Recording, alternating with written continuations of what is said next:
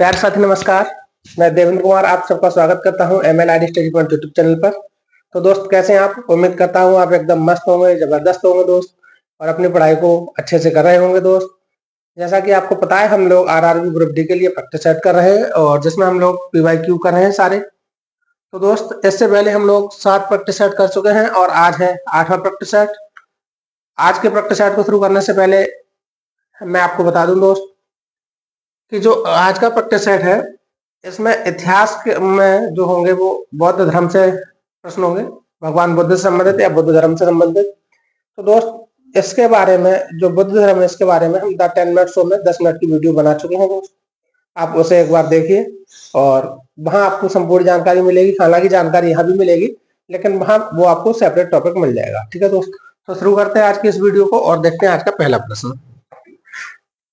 आज का पहला प्रश्न है कि बुद्ध ने अपना प्रथम उपदेश सारनाथ में अपने 5 शिष्यों को दिया था जिसे क्या कहा गया? तो दोस्त पहले भगवान बुद्ध के बारे में जानेंगे या बौद्ध धर्म क्या है।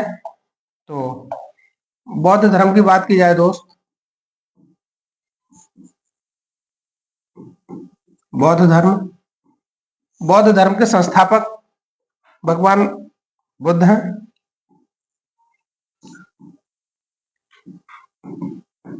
संस्थापक महात्मा बुद्ध।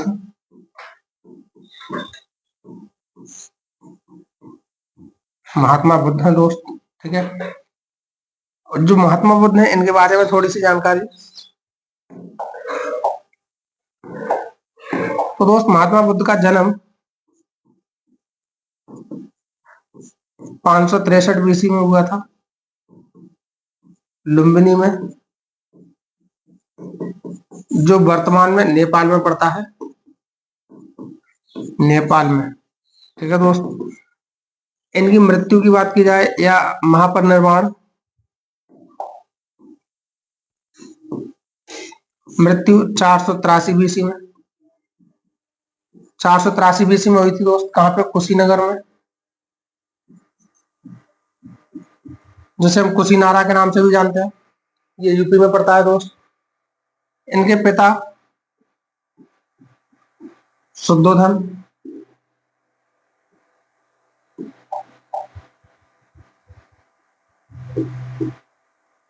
शुद्धोधन। दोस्त इनकी माता का नाम महामाया, महामाया। पत्नी यशोधरा,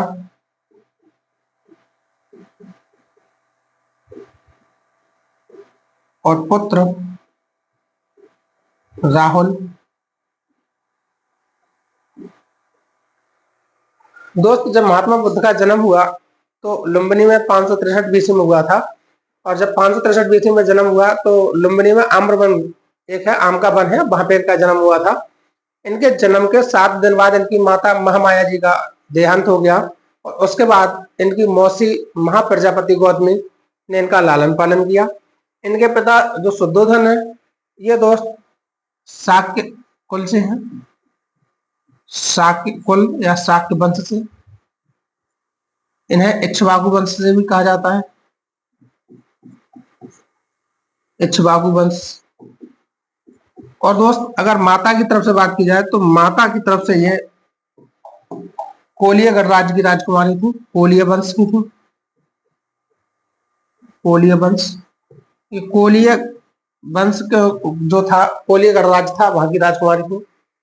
पत्नी इनकी यशोधरा है। तो दोस्त जब महात्मा बुद्ध का जन्म होता है तो एक ब्राह्मण ने ये भविष्यवाणी की थी कि ये बालक बड़ा होकर या तो बहुत बड़ा सम्राट बनेगा या फिर बहुत बड़ा सन्यासी। तो जो इनके पिता हैं शुद्धोधन, उन्होंने हर संभव प्रयास किया कि इन्हें महल से बाहर न जाने दिया जाए। यहाँ तक कि अगर किसी वृक्ष पे कोई सूखा पत्ता होता था तो उसे भी तोड़वा दिया जाता था, जिससे कि कभी जो बालक सिद्धार्थ है, इनके बचपन का नाम क्या है दोस्त? बचपन का नाम भी एक बार देख लो। बचपन का नाम सिद्धार्थ। तो दोस्त वो सूखा पत्ता भी इसलिए तोड़वा दिया जाता था कि कहीं बालक सिद्धार्थ के मन में ये प्रश्न ना उठ जाए कि आखिर ये पत्ता क्यों सूखता है। तो इसी तरह से उनका जो लालन पालन हुआ महलों में हुआ। एक दिन सिद्धार्थ ने इच्छा जताई कि हमें राज्य भ्रमण करना है, तो राजा ने आज्ञा तो दी, लेकिन उन्होंने हर संभव प्रयास किया कहीं ऐसा कोई दृश्य ना दिखे जिससे कि इनके मन में कोई प्रश्न उठे, सिद्धार्थ के मन में। लेकिन फिर भी सिद्धार्थ को 4 दृश्य देखने को मिलते हैं। वो 4 दृश्य कौन कौन से हैं? तो दोस्त 4 दृश्य उन्होंने देखे। 4 दृश्य।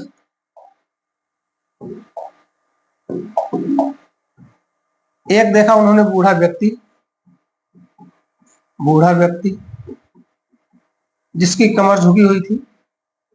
एक देखा उन्होंने बीमार व्यक्ति।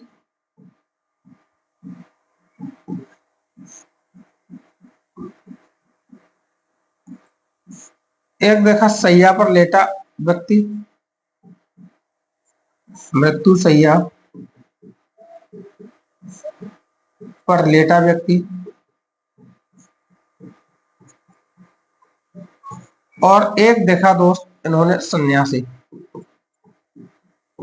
जब इन्होंने 4 दृश्य देखे तो 4 दृश्य देखने के बाद इन्होंने अपने जो सारथी था, इनका सारथी था छन्नक या फिर चंदा चन्ना। क्या था दोस्त सारथी का नाम? सारथी छंदक या छन्नक, या इन्हें चन्नक या चन्ना के नाम से भी जाना जाता है। तो इनका जो सारथी था चन्नक, इन्होंने इनसे प्रश्न पूछा कि ये बूढ़ा व्यक्ति ये हाल कैसे हुआ। तो उन्होंने बताया कि ये बुढ़ापा है और ये अवस्था सब पे आती है। बीमार व्यक्ति, तो इसके बारे में भी बताया। और मृत्यु शैया पर लेटे व्यक्ति को देखा तो उन्होंने पूछा ये व्यक्ति इस तरह से शांत क्यों लेटा है और इसके चारों ओर ये भीड़ क्यों लगी है। तो जो सारथी है छन्नक या चन्ना, तो इसने बताया कि किसी भी व्यक्ति की जो अंतिम स्थिति है वो वही है। उसके बाद उन्होंने सन्यासी को देखा और देखा कि कितने शांत स्वभाव में बैठा हुआ है और मुस्कुरा रहा है। तो वहीं से इनके मन में वैराग्य जागा और सन्यासी बनने की इच्छा जागी। तो दोस्त जब इनके मन में ये इच्छा जागी, लेकिन इनकी शादी जो हुई थी वो शादी दोस्त इनकी हुई थी 16 वर्ष की अवस्था में।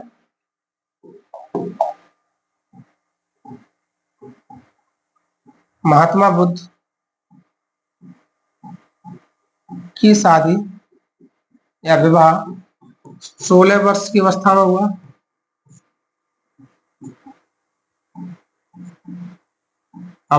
में हुआ।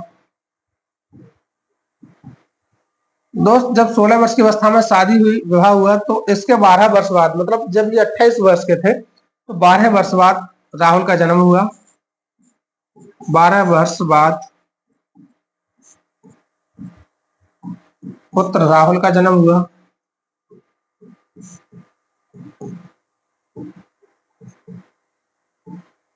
जब दोस्त 12 वर्ष बाद पुत्र राहुल का जन्म हुआ, उसके एक वर्ष बाद मतलब जब इनकी अवस्था 29 वर्ष की थी, तब इन्होंने अपने घर को त्यागा। और घर जब छोड़कर गए तो घोड़े से गए थे। तो गृह त्याग का इनका जो प्रतीक है वो घोड़ा को बताया जाता है। और दोस्त जब इन्होंने घर को त्यागा था, तो इस घटना को, बुद्ध के गृह त्याग की घटना, इसे दोस्त क्या कहते हैं? महाविनिष्क्रमण। ये जो लिखा है इसे कहते हैं गृह त्याग की घटना,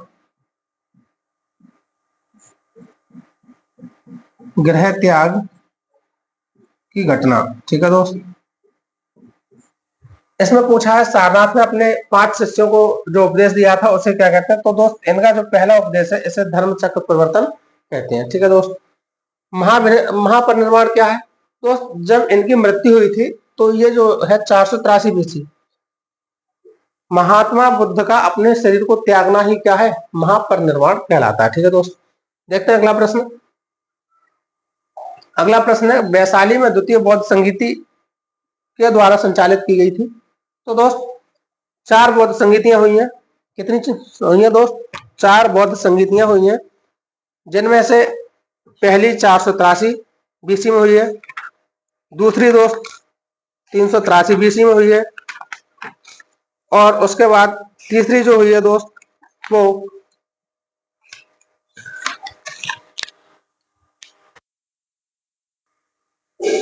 तीसरी दोस्त 255 BC में हुई है, और चौथी पहली शताब्दी में हुई है। तो कितनी बौद्ध संगीतियां हुई है? बौद्ध संगीतियां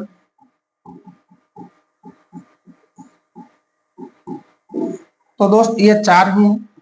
4 में पहली जो हुई है,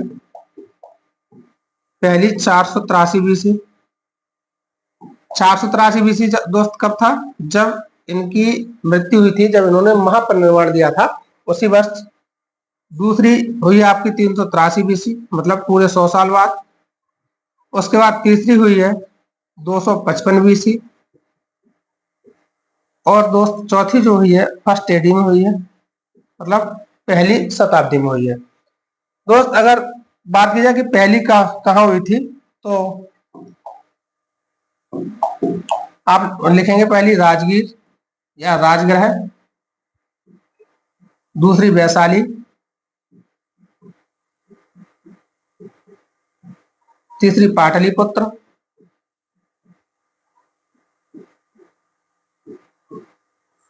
और चौथी दोस्त कश्मीर, या इसे कहें दोस्त कुंडलवन। ठीक है, कश्मीर यहाँ पे हुई थी। इन बौद्ध संगीतियों को जब हो रही थी, उस समय सम्राट कौन था? तो यहाँ पे था अजातशत्रु। अजातशत्रु,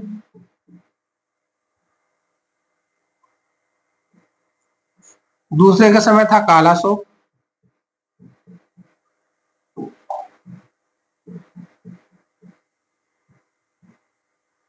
यहाँ पे तीसरे पर था अशोक, और चौथी बौद्ध संगीति का समय था दोस्त कनिष्क।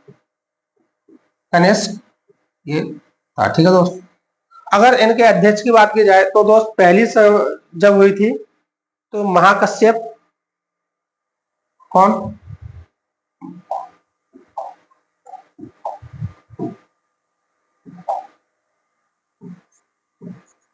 महाकश्यप।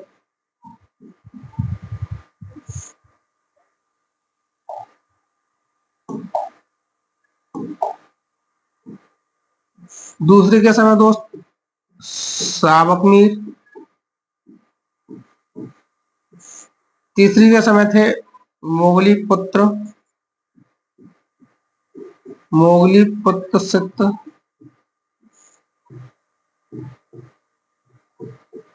और दोस्त चौथी के समय थे अश्वघोष। कौन? अश्वघोष। ठीक है दोस्त, तो ये कौन थे? ये इस जो बौद्ध संगीतियां हैं इनके अध्यक्ष रहे हैं। ठीक है, अश्वघोष या इसे कहें दोस्त वसुमित्र। तो अश्वघोष थे, ये थे उपाध्यक्ष। ये कौन है? उपाध्यक्ष। लेकिन जो इसके अध्यक्ष थे वो कौन थे दोस्त? वसुमित्र।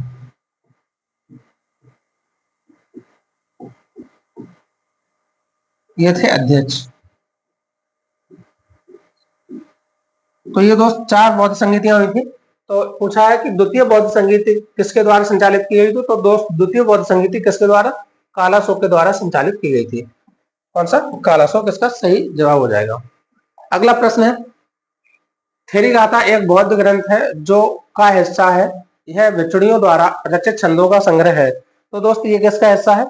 दीपवंश, सुत्त पिटक, महावंश या विनय पिटक? तो दोस्त ये सुत्त पिटक का हिस्सा है। बौद्ध धर्म के त्रिपिटक है। बौद्ध धर्म में कितने पिटक है दोस्त? 3 पिटक है। और ये जो पिटक है इसका मतलब ये है कि बौद्ध धर्म की मुख्य ग्रंथ है ये। तो त्रिपिटक।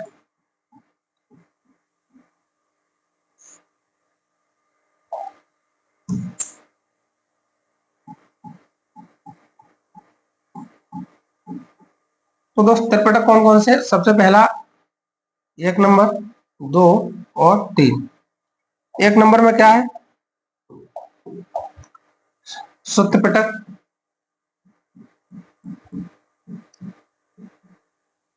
तो दोस्त जो सत्य पिटक है इसमें धार्मिक सिद्धांत बताए हैं। धार्मिक सिद्धांत।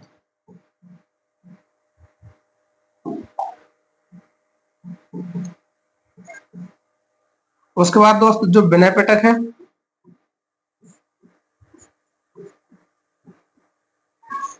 इसमें जो बौद्ध भिक्षु है और भिक्षुणी है उनके लिए नियम बताए हैं। तो दोस्त इसमें क्या है, भिक्षु और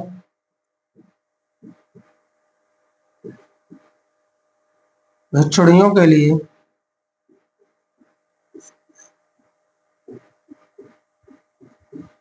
नियम बताए हैं। और दोस्त अगला जो आपका है सत्य पिटक, विनय पिटक और अभिधम्म पिटक।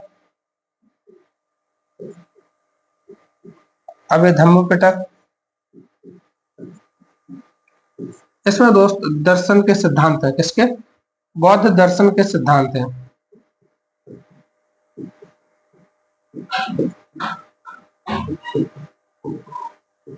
तो ये हो गया दोस्त इसके जो बौद्ध धर्म है, इसके 3 पिटक है। कौन सा? अभिधम्म पिटक, सत्य पिटक और विनय पिटक। विनय पिटक में क्या है, जो बौद्ध भिक्षु और भिक्षुणियां हैं इनके कुछ नियम है कि बौद्ध भिक्षु और भिक्षुणी जो संघ है उनमें रहने के क्या क्या नियम है। सत्य पिटक में दोस्त धार्मिक सिद्धांत है और अभिधम्म पिटक में जो आपको दर्शन है, दर्शन के सिद्धांत बताए गए। तो थेरी गाथा एक बौद्ध ग्रंथ है, तो इसका जो संबंध किससे? सत्य पिटक से हो जाएगा। ठीक है, अगला प्रश्न है दोस्त, 3 पिटकों में से अभिधम्म पिटक से संबंधित है। अभिधम्म पिटक किससे संबंधित है? सारनाथ स्तंभ संबंधी, बुद्ध की शिक्षाओं से, दार्शनिक मामले और संघ में शामिल होने वालों के लिए नियम। तो दोस्त दार्शनिक मामले में कौन है? दार्शनिक मामले में आपका हो जाएगा अभिधम्म पिटक। संघ में शामिल होने वाले भिक्षुणियों के लिए जो नियम है वो विनय पिटक में हो जाएगा। और दोस्त जो शिक्षाएं हैं ये किसमें हो जाएगा? किसमें? सत्य पिटक में। ठीक है दोस्त, अगला प्रश्न है, माना जाता है कि गौतम या सिद्धार्थ ने अंतिम ज्ञान प्राप्ति के लिए बोध गया जाने से पहले 6 साल एक स्थान पर शुद्ध चित्त से ध्यान किया था। वो कौन सा स्थान है? तो दोस्त उसे प्राग बोधि कहते हैं। उसे क्या कहते हैं? प्राग बोधि कहते हैं। दोस्त जब महात्मा बुद्ध ज्ञान प्राप्त करने गए थे तब उनकी अवस्था कितनी थी? 29 वर्ष। 29 वर्ष में गृह त्याग किया।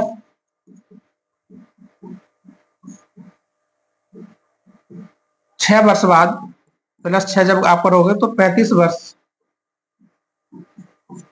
की अवस्था में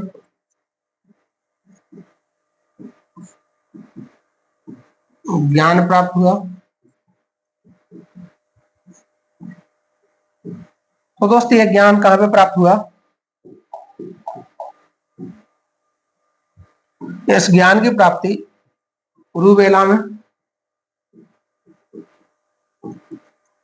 उरुवेला बोध गया, बोध गया बिहार में ज्ञान की प्राप्ति हुई दोस्त। पीपल के वृक्ष के नीचे, पीपल के वृक्ष के नीचे।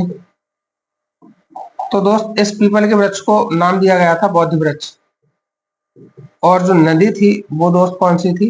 निरंजना नदी। निरंजना नदी या इसे फाल्गु नदी भी कहते हैं। क्या कहते हैं दोस्त?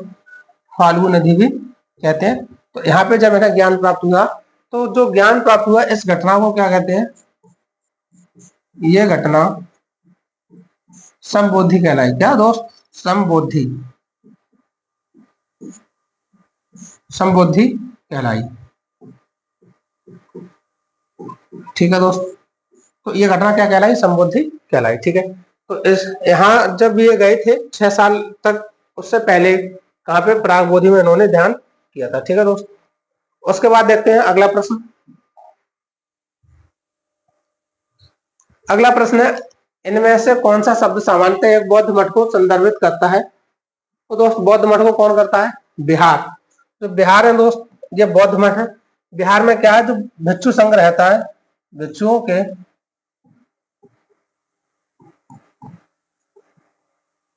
रहने का स्थान, रहने का स्थान। और दोस्त स्तूप क्या है? यह पूजा गृह होता है, पूजा गृह। जो भिक्षु है इनके पूजा गृह को क्या कहते हैं? स्तूप कहेंगे, सॉरी चैत्य कहेंगे इसे, तो चैत्य। पूजा गृह जो होता है उसे दोस्त चैत्य कहेंगे, और विहार जहाँ भिक्षु रहते हैं। ठीक है। अगला प्रश्न, सूत्र पिटक के संदर्भ में निम्नलिखित में से कौन सा कथन सही है? यह बुद्ध का जीवन चरित्र है? नहीं दोस्त, यह मगध के शासक और बुद्ध के बीच की बातचीत से संबंधित है, यही ऑप्शन ठीक है। जो सत्य पिटक है इसमें मगध के शासक और भगवान बुद्ध की जो बातचीत है वार्ता है उसी के बारे में इसमें सत्य पिटक में बताया गया है। ठीक है दोस्त। अगला प्रश्न है, हीनयान और महायान किस धर्म के पथ है? तो हीनयान और महायान बौद्ध धर्म के हैं दोस्त।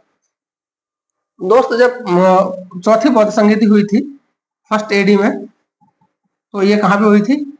फर्स्ट एडी में चौथी बौद्ध संगीति हुई थी कहाँ पे? कुंडलवन या कश्मीर में? कश्मीर में हुई थी दोस्त। इसके समय कनिष्क था, शासक कौन था? कनिष्क, और इसके अध्यक्ष थे वसुमित्र। वसुमित्र। तो दोस्त चौथी बौद्ध संगीति के बाद ये जो धर्म है दो भागों में डिवाइड हो गया था, एक हीनयान और महायान। तो ये किसकी शाखा है? बौद्ध धर्म की शाखा है। ठीक है दोस्त। अगला प्रश्न, है सिंह चतुर्मुख स्तंभ कहाँ स्थित है? तो दोस्त सिंह चतुर्मुख स्तंभ जो है वो सारनाथ में। सारनाथ में सिंह चतुर्मुख जो स्थल है दोस्त, जब भगवान बुद्ध को ज्ञान प्राप्त हुआ तो प्रथम उपदेश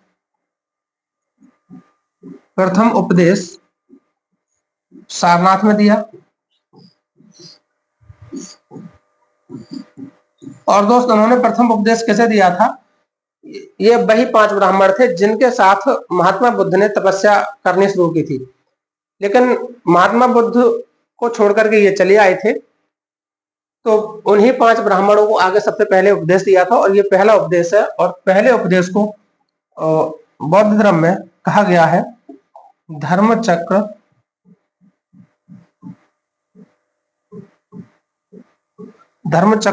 प्रदर्शन। धर्मचक्र प्रदर्शन के नाम से जाना जाता है।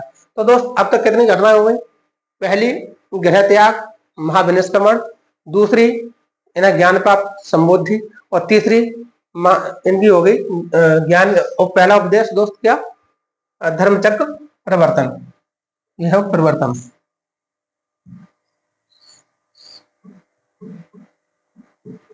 धर्मचक्र परिवर्तन इनका तीसरा है दोस्त। इन्होंने पहला उपदेश सारनाथ में दिया, लेकिन सबसे ज्यादा उपदेश कहाँ पे दिए? तो सबसे ज्यादा उपदेश इन्होंने श्रावस्ती में दिए थे। ठीक है दोस्त।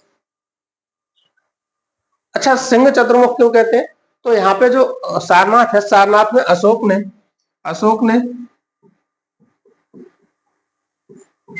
जो सम्राट अशोक हुए थे उन्होंने एक सिंह स्तंभ बनवाया।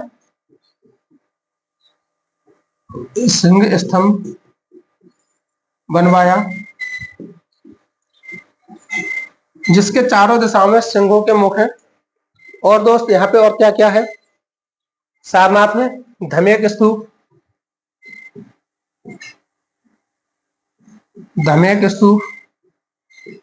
चौखंडा स्तूप,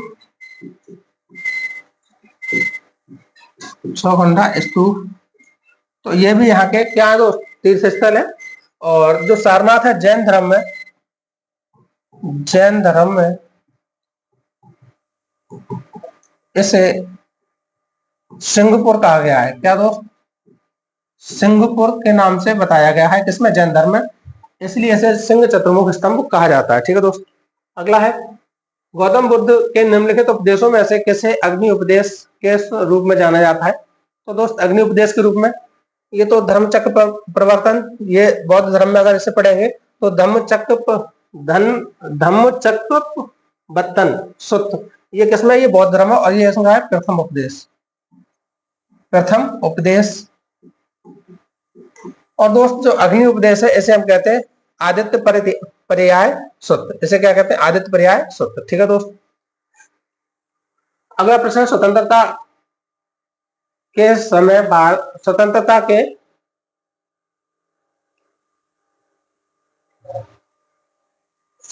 के समय या स्वतंत्रता के बाद भारत की संविधान सभा के अध्यक्ष कौन थे? तो दोस्त भारत की संविधान सभा के बारे में आज कंप्लीट जानकारी करेंगे। तो भारत की संविधान सभा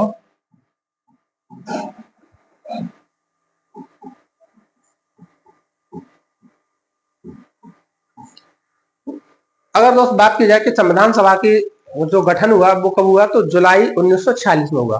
कब हुआ? जुलाई 1946 में। तो गठन, इसका गठन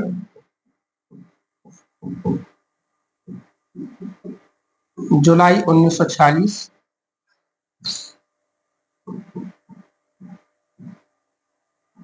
फर्स्ट मीटिंग, पहली बैठक दोस्त 9 दिसंबर 1946 को हुई। जब दोस्त पहली बैठक हुई, इस समय एक अस्थायी अध्यक्ष बनाए गए थे, उनका नाम था डॉक्टर सच्चिदानंद सिन्हा। डॉक्टर सच्चिदानंद सिन्हा, ये इसके अस्थायी अध्यक्ष है।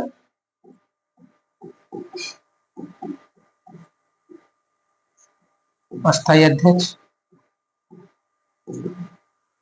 उसके बाद दोस्त दूसरी मीटिंग हुई, और दूसरी मीटिंग जब हुई थी तो ये सेकंड बैठक जब दोस्त हुई, तो इस समय जो हुई थी वो 11 दिसंबर 1946 को हुई थी। दोस्त जब ये हुई थी 11 दिसंबर 1946 को। जब 11 दिसंबर 1946 को हुई, तो इस समय अध्यक्ष कौन बनाए गए? इस समय अध्यक्ष डॉक्टर राजेंद्र प्रसाद को बनाया गया। डॉक्टर राजेंद्र प्रसाद, और ये दोस्त स्थायी अध्यक्ष बने।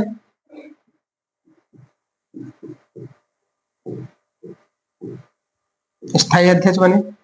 उसके बाद दोस्त तीसरी मीटिंग होती है। तीसरी मीटिंग, थर्ड बैठक। दोस्त जो तीसरी मीटिंग हुई, ये हुई थी आपकी 13 दिसंबर 1946।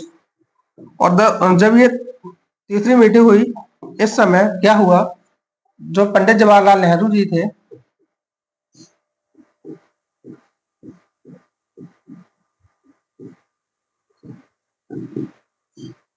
नेहरू जी ने उद्देश्य प्रस्ताव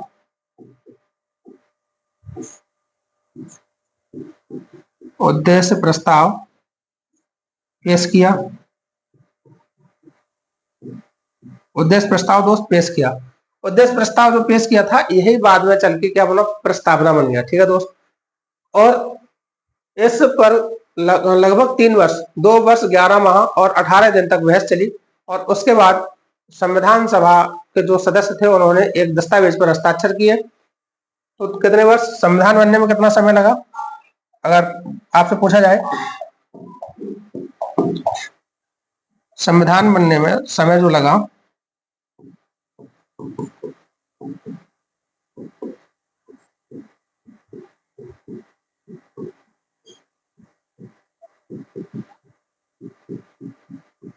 लगा समय तो 2 वर्ष 11 माह और 18 दिन। और दोस्त जो कीमत थी, इसकी जो लागत आई थी, वो लगभग 64 लाख रुपए थी। कितनी दोस्त? 64 लाख रुपए थी।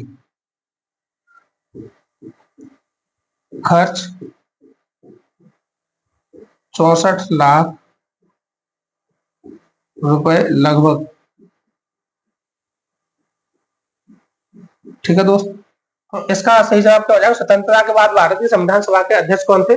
श्री राजगोपालाचारी, आचार्य नरेंद्र देव, डॉक्टर बी आर अम्बेडकर और ये डॉक्टर राजेंद्र प्रसाद। तो इसका सही ऑप्शन हो जाएगा ऑप्शन नंबर डी। दोस्त अगर डॉक्टर बी आर अम्बेडकर की बात की जाए, तो डॉक्टर बी आर अम्बेडकर जो प्रारूप समिति है, मसौदा समिति है, उसके अध्यक्ष रहे। और मसौदा समिति का जो गठन हुआ था, ये मसौदा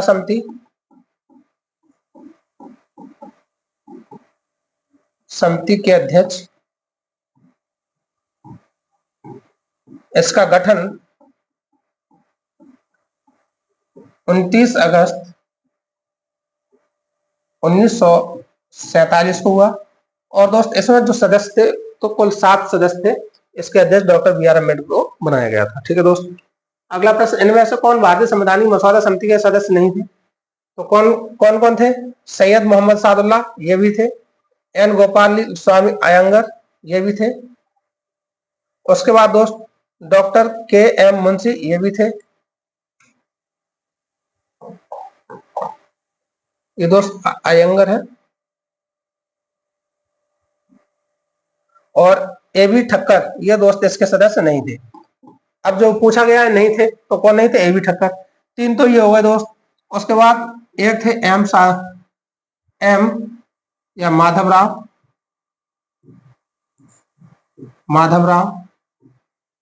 एक हो गए आपके दोस्त टी टी कृष्णामाचारी,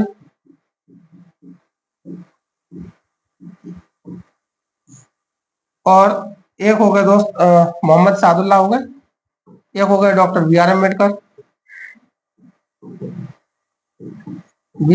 अम्बेडकर, और दोस्त 7वें जो हो गए तो 7वें कौन से होंगे?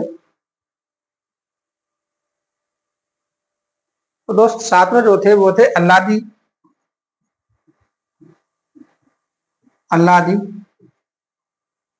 कृष्णा स्वामी अय्यर। ठीक है दोस्त, ये कितने थे? ये 7 सदस्य किसमें हो गए? आपके मसौदा समिति में, या फिर हम कहें प्रारूप समिति में। इसका गठन इसका हुआ था 29 अगस्त 1947। और दोस्त डॉक्टर बी आर अम्बेडकर ये हैं, ये इसके अध्यक्ष थे। कौन थे? अध्यक्ष। ठीक है दोस्त, आगे चलते हैं अगले प्रश्न पर। इस ब्रह्मांड में दूसरा प्रचुर मात्रा में सर्वाधिक तत्व कौन सा है? तो दोस्त ये जो ब्रह्मांड है ये इसमें सबसे ज्यादा 2 ही तत्व पाए जाते हैं, एक तो हाइड्रोजन और एक हीलियम। तो सबसे ज्यादा तो हाइड्रोजन हो गया, ये फर्स्ट नंबर पे हो गया। और इसमें पूछा दूसरा प्रचुर मात्रा में, तो आप कहेंगे हीलियम। कौन सा है दोस्त? हीलियम है। अगला है, निम्न में से किसे एक टूटा हुआ तारा कहना उपयुक्त नहीं है?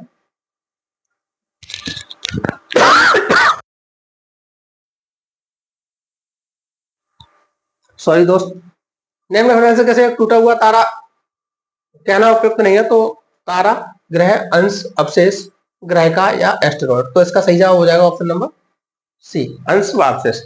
दोस्त अगर तारा की बात की जाए तो एक तारा है जिसे हम लुब्धक कहते हैं, लुब्धक ए। और दोस्त ये जो तारा है ये पृथ्वी से लगभग सूर्य से लगभग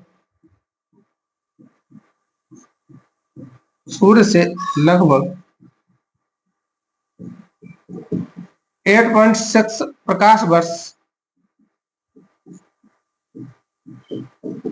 की दूरी पर है और सूर्य से लगभग 20 गुना चमकीला, सूर्य से लगभग 20 गुना चमकीला है। तो कौन सा है दोस्त? अब इसका नाम आप समझ गए होंगे, इसे हम साइरस नाम से जानते हैं, साइरस तारा। तो ये क्या है? सूर्य से लगभग 20 गुना चमकीला है और सूर्य से लगभग 8.6 प्रकाश वर्ष की दूरी पर है। तो दोस्त एक प्रकाश वर्ष में कितने किलोमीटर बताए थे, कितने मीटर बताए थे? तो दोस्त आप बताएंगे 9.46 × 10⁻15 मीटर। लुब्धक ये सबसे चमकीला और ये रात्रि के समय में बहुत अधिक चमकीला दिखाई देता है। तो दोस्त इसका सही जवाब हो जाएगा अंश व अवशेष।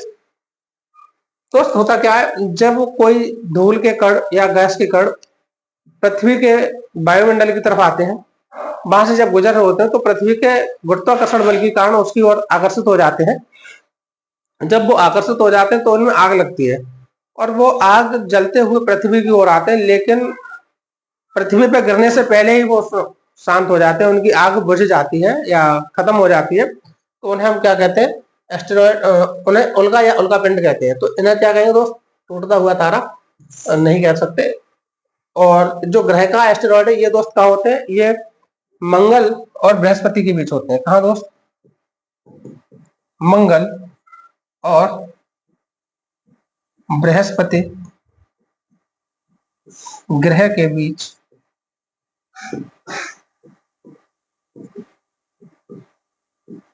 होते हैं। इन्हें दोस्त क्या कहते हैं, क्षुद्र ग्रह कहते हैं, और इनकी संख्या असंख्य है। अगला प्रश्न है, यदि औसत उत्पादन घट रहा है तो सीमांत उत्पादन पर क्या प्रभाव पड़ेगा। तो दोस्त अगर औसत उत्पादन घट रहा है तो सीमांत उत्पादन औसत उत्पादन से अधिक हो जाएगा। क्या हो जाएगा दोस्त, अधिक हो जाएगा। अगला प्रश्न है, किस त्योहार को असम में माघ बिहू के नाम से जाना जाता है। तो दोस्त माघ बिहू के नाम से मकर संक्रांति को जाना जाता है। कैसे, मकर संक्रांति को माघ बिहू के नाम से जाना जाता है। कहाँ पे, असम में। तो दोस्त असम की और बात की जाए तो असम में कौन कौन से त्योहार है। एक तो अंबुबाची मेला, अंबुबाची मेला, बेखो त्योहार, उसके बाद दोस्त अली आई लिगांग, अली आई लिगांग, बैसगु त्योहार,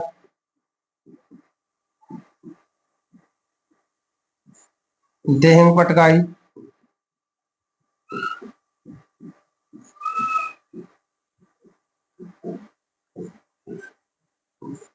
बिहू,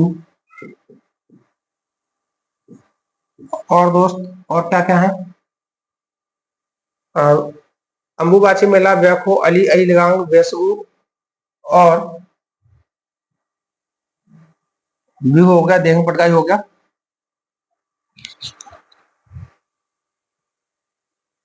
और दोस्त अगला है मी दम मीफी, मी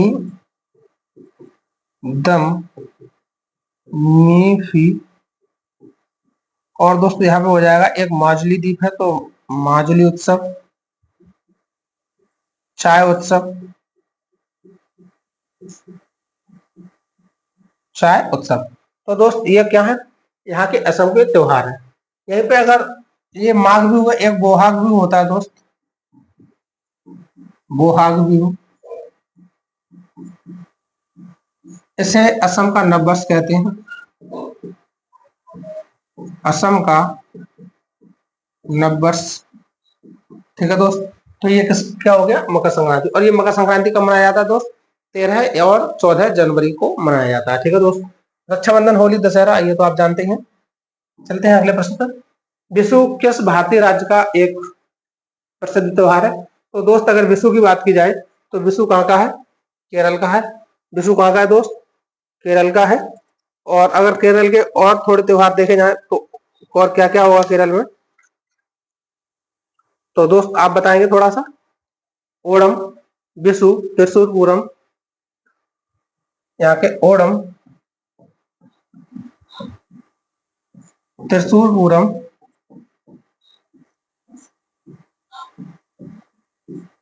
उसके बाद आपकी बोट रेस, वल्लभकाली,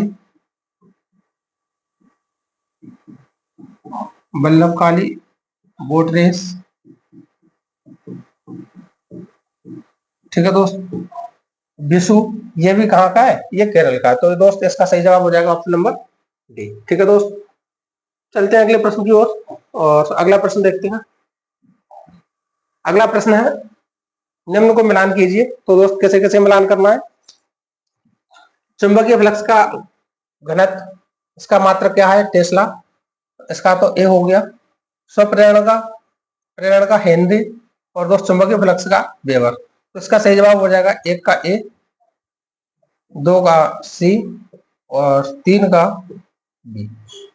तो एक का ए, बी, ए सी बी, एक का ए, दो का सी और बी। इसका ऑप्शन हो जाएगा D is the right answer. ठीक है दोस्त, अगला प्रश्न है, अपवर्तनांक का मात्रक क्या है। तो दोस्त अपवर्तनांक का कोई मात्रक नहीं होता। क्यों, अपवर्तनांक क्या है, अपवर्तनांक एक अनुपात होता है।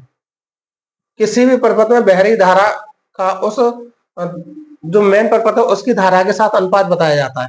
जब अनुपात बताया जाएगा तो मात्रक से मात्रक कैंसिल हो जाएगा, इसलिए अपवर्तनांक का कोई भी मात्रक नहीं होता है। ठीक है, अगला प्रश्न, निम्नलिखित वैज्ञानिकों में से किसने स्थिर अनुपात के नियम को प्रतिपादित किया था? तो दोस्त स्थिर अनुपात के नियम को जो प्रतिपादित किया था, जो दिया था, वो जोसेफ प्रोस्ट थे। स्थिर अनुपात का नियम क्या होता है दोस्त? जब भी कोई यौगिक होता है तो किसी भी यौगिक में उसमें जो सम्मिलित तत्व है उनके द्रव्यमान का अनुपात सदैव बराबर होगा। जैसे H2O, H2O में अगर इसके अनुपात लिया जाए तो H का 1/2 रेशियो इसका 16, अगर आप सॉल्व करेंगे तो 1/8। अब आप इसे कहेंगे कि हम जल किसी भी विधि से प्राप्त करें, चाहे पहाड़ियों का जल हो, चाहे पर्वतों का हो, चाहे बारिश का जल हो, चाहे बर्फ से जल बनाया हो, तो किसी भी तरह से जल बना हो उनका अनुपात हमेशा बराबर ही रहेगा। ये नियम कौन सा था दोस्त? स्थिर अनुपात का नियम था, जो जोसेफ प्रोस्टे ने दिया था। ठीक है, अगला प्रश्न है, निश्चित अनुपात के नियम के अनुसार दोस्त वही प्रश्न आ गया। इसमें क्या, रासायनिक पदार्थों में तत्व हमेशा द्रव्यमान के निश्चित अनुपात में मौजूद रहते हैं। जैसे अगर बात की जाए CO2, तो दोस्त CO2 सी कार्बन का कितना होता है? 12। O का कितना होता है? 16, और 16 दूनी 32 हो गया। अगर ये 32 हो गया तो दोस्त 4 तिया 12 और 4 अट्ठे 32, तो इनका रेशियो हमेशा कितना आएगा? 3 और 8 आएगा। ऐसे अमोनिया का NH3, तो N का कितना होता है? 14, H का 1/3, तो इसका रेशियो हमेशा क्या आएगा? 14:3 ही आएगा। ठीक है दोस्त, तो हम चाहे किसी भी तरह से CO2 बनाए, किसी भी तरह से NH3 बनाए, किसी भी तरह से जल बनाए, तो इनका जो द्रव्यमान का अनुपात है वो हमेशा कैसा आएगा? समान आएगा। यही कौन सा नियम है? निश्चित अनुपात का नियम हो जाएगा। टॉक्सिकोलॉजी किसका अध्ययन है? तो दोस्त टॉक्सिकोलॉजी, टॉक्सिक कहते हैं जहर को, तो इसका किसका अध्ययन है? जहर का अध्ययन टॉक्सिकोलॉजी कहलाता है। ठीक है दोस्त, विभिन्न प्रकार के ऊतकों के अध्ययन को क्या कहते हैं? तो दोस्त जो विभिन्न प्रकार के ऊतक, साइटोलॉजी किसे कहते हैं? कोशिका के अध्ययन को, तो इसका हो जाएगा हिस्टोलॉजी, या इसे कहें ऊतक विज्ञान। ठीक है दोस्त, अगला प्रश्न है, पेरिफेरल डिवाइस क्या है? तो पेरिफेरल डिवाइस क्या है? जो कंप्यूटर को इंटरनेट से जोड़ते हैं, तो उसे तो दोस्त मॉडेम कहते हैं। जो गणना में मदद करते हैं इसे ALU या कैलकुलेटर कहते हैं। ये डिवाइस डेटा का संग्रहण करने और उसका विश्लेषण करने में मदद करते हैं। ये तो दोस्त प्रोसेसर हो जाएगा, तो ये भी नहीं है, ये भी नहीं है, तो इसका सही जवाब कौन सा हो जाएगा? ये ऐसे आंतरिक या बाह्य डिवाइस हैं जो सीधे कंप्यूटर जोड़ते हैं लेकिन कंप्यूटर के प्राथमिक कार्यों में योगदान नहीं करते। कंप्यूटर को तो जोड़ते हैं लेकिन इसके जो प्राइमरी वर्क है, प्राइमरी प्रोग्राम है, उसमें ये सहायता नहीं करते हैं। ठीक है, जैसे इसमें क्या क्या हो जाएगा? जैसे माइक्रो प्रोसेसर हो जाएगा, मदरबोर्ड हो जाएगा दोस्त, क्या मदरबोर्ड,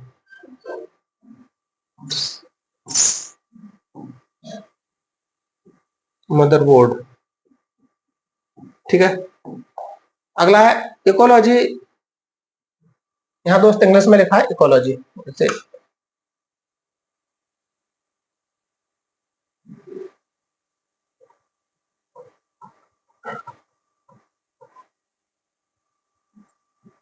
ECOLOGY।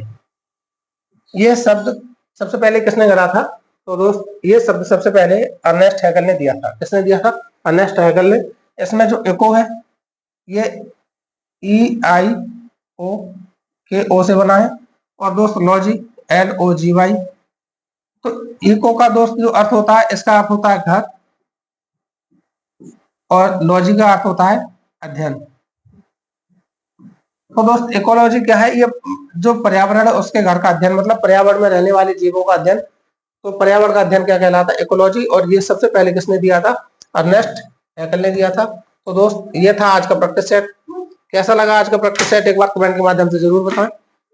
दोस्त अगर क्लास अच्छी लगी हो तो एक बार लाइक करें, शेयर करें, और अगर चैनल पर नए हैं तो चैनल को सब्सक्राइब करना। मिलते हैं अगले नए प्रैक्टिस सेट में कल 9 बजे।